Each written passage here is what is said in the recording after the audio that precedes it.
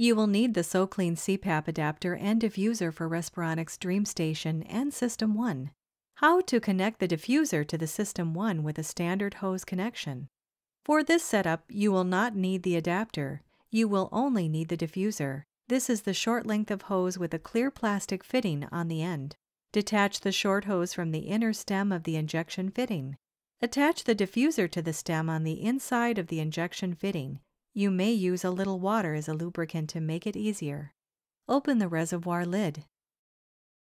Feed the diffuser down into your reservoir through the port until the clear plastic end rests at the bottom of the reservoir.